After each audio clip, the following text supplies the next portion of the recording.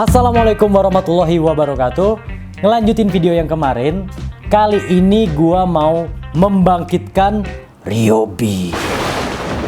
Buat yang baru nonton video ini, gua ceritain singkat kondisi Ryobi ini waktu mati. Jadi, Ryobi HG650 ini gua beli dalam kondisi baru barengan sama Magtek dan Haikoki. Tapi nggak tahu kenapa, waktu gue colokin kabel power dan geser switchnya, gerinda ini nggak mau hidup sama sekali.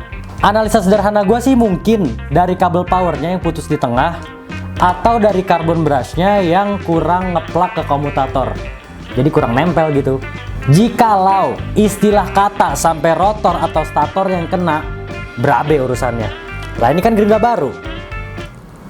Ente kadang-kadang ente. Ya udah langsung aja kita cari tahu masalahnya di mana.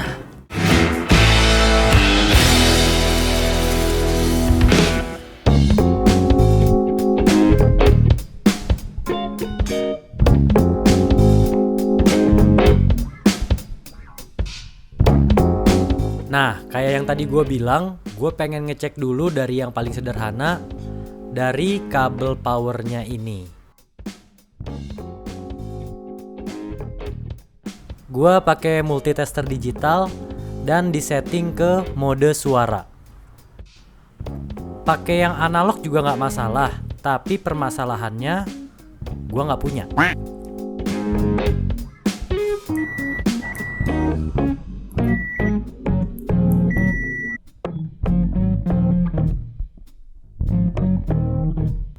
Tinggal dites aja dari ujung ke ujung. Pas langsung ini nyambung.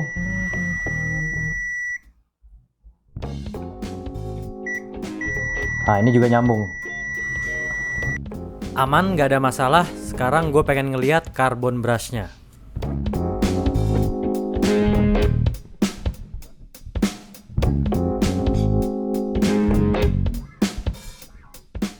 Kalau yang kelihatan di sini sih carbon brushnya kelihatan nempel. Tapi gua nggak tahu kelihatan di kamera atau enggak.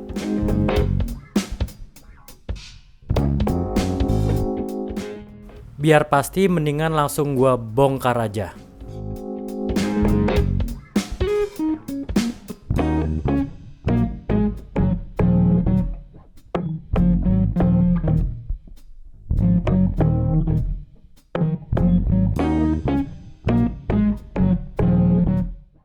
Sebelum ngangkat gearboxnya, gue pengen ngecek dulu barangkali ada kabelnya yang mungkin lepas. Tapi di sini kelihatan kuat semua sih. Cuma mungkin agak kendor dikit.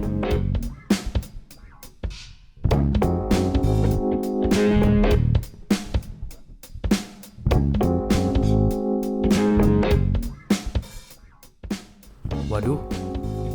Nah, ini baru ketahuan permasalahannya.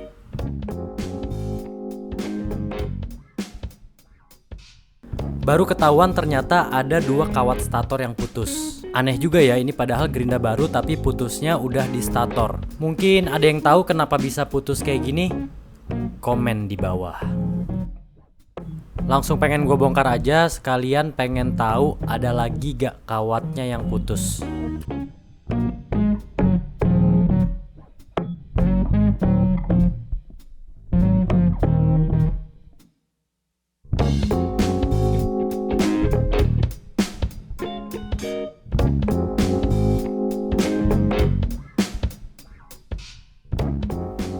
Oke, sekarang kita cek mulai dari rotornya.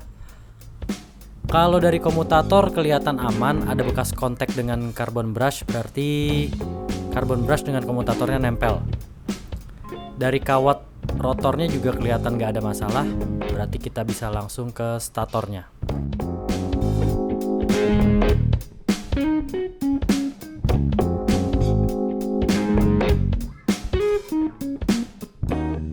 Tuh, kelihatan kan ada kawat statornya yang putus.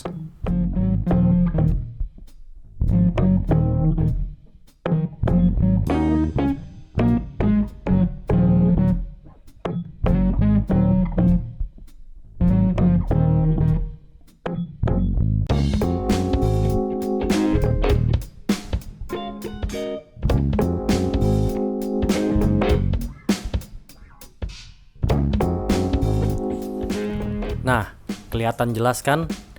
Ini biang keroknya. Gua masih belum paham kenapa ini bisa putus. Kalau gerinda lama ya wajar lah. Yang paling memungkinkan cuma kesenggol sama komutator. Tapi kalau dilihat di sini ada gap yang lumayan jauh, sekitar 2-3 mili. Oke, sebelum gua benerin, gua pengen kasih tahu dulu ke kalian. Kalau ketemu permasalahan kawat stator putus kayak gini, jangan buru-buru beli stator baru atau memutuskan untuk ngegulung ulang statornya. Karena stator gerinda ini prinsipnya sederhana banget. Antara gulungan satu dengan gulungan yang lainnya tidak saling berhubungan. Begitu juga dengan kabel biru putih yang satu dengan kabel biru putih yang ada di depannya. Jadi kalau gue ilustrasikan, dari kabel putih ini masuk ke sini, digulung, keluarnya warna biru. Kira-kira kayak gitu simpelnya. Nah, buat ngetesnya, kita pakai gulungan yang di seberangnya yang masih normal. Kita tes pakai multitester masih nyambung atau enggak. Nah, ini bunyi ya. Sekarang yang sebelahnya, yang putus. Tuh, nggak bunyi sama sekali dan di displaynya juga nggak ada perubahan. Terus untuk kasus kayak gini, untuk nentuin kawatnya disambung kemana, yang satunya lagi kemana, itu kayak gimana ya? Kalau yang putus masih 1 kawat atau 2 kawat kayak gini, atau bahkan 3 kawat, itu masih gampang. Tinggal ditukar-tukar aja, disambung sementara pakai kabel kecil sambil dites pakai multitester. Sampai kabel biru putih ini terbaca terkoneksi di multitester. Kalau yang putus lebih dari 4 kawat, nah solusinya gampang juga. Mendingan beli baru. Sekarang gue udah siapin media penghubungnya. Kawat tembaga juga, mungkin diameternya sedikit lebih kecil. Dan media penyambungnya ini nggak harus kawat tembaga kayak gini juga ya. Pakai isi kabel juga bisa. Gue cuma pengen nyamain dengan diameter kawat aslinya.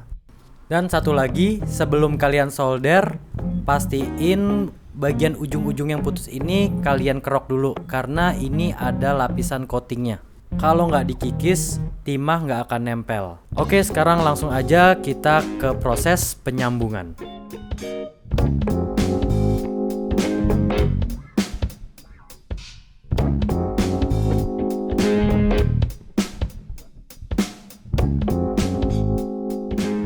Nah, ini kalian kikis sampai lapisannya terkelupas kayak gini.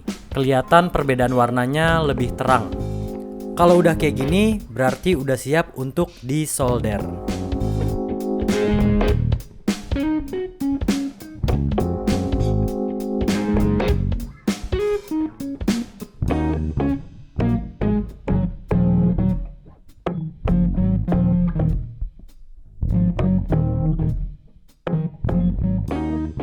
Ini udah kesambung, dan metode penyolderan gue cuma sekedar nempel kayak gini aja. Metodenya bebas aja, kalau kalian mau dipuntir sebanyak 3 puntiran atau lebih, itu juga mungkin bisa lebih bagus. Tapi syaratnya harus pakai diameter kawat yang lebih kecil, biar melintirnya lebih gampang aja sih. Sekarang kita coba tes pakai multitester udah tersambung atau belum.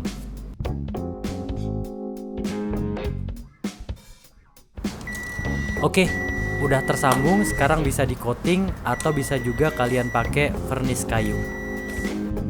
Vernis yang gue pakai di sini merek Insulux. Masa pengeringannya lumayan cepat, sekitar 10-15 menit. Jadi fungsi vernis itu sendiri buat mencegah dari shorting, buat ngejaga gulungannya tetap rigid dan kuat, dan juga mencegah kontaminasi yang masuk ke dalam gulungan. Di sini pengaplikasiannya gue cuma pakai cotton bud aja.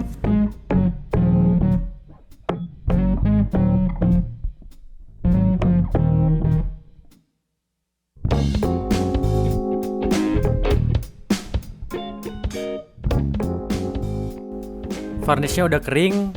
Ini hasilnya warnanya kelihatan lebih coklat. Gua tadi pakai sekitar 3-4 layer, dan sekarang kita langsung ngerakit lagi gerindanya.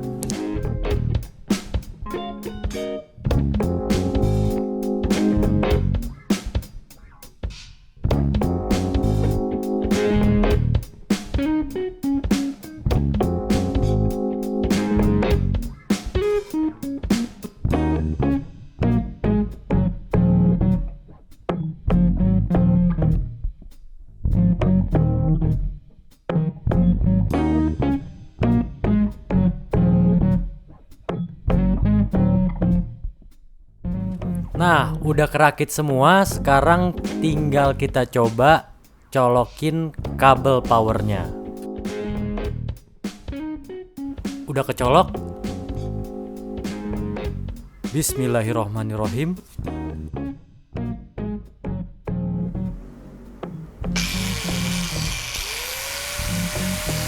Alhamdulillah.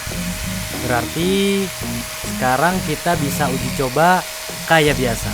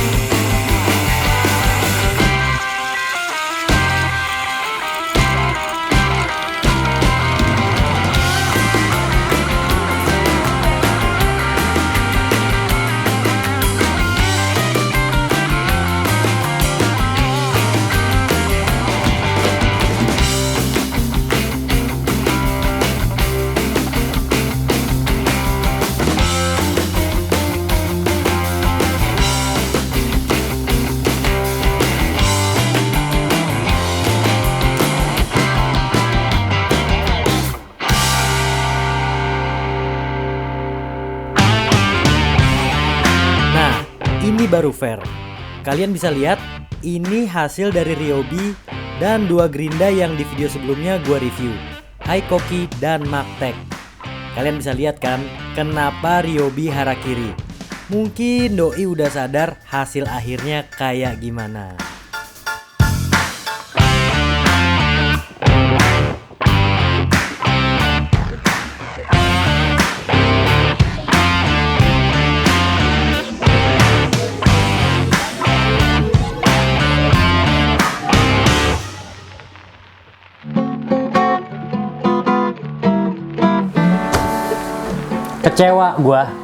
Kecewa.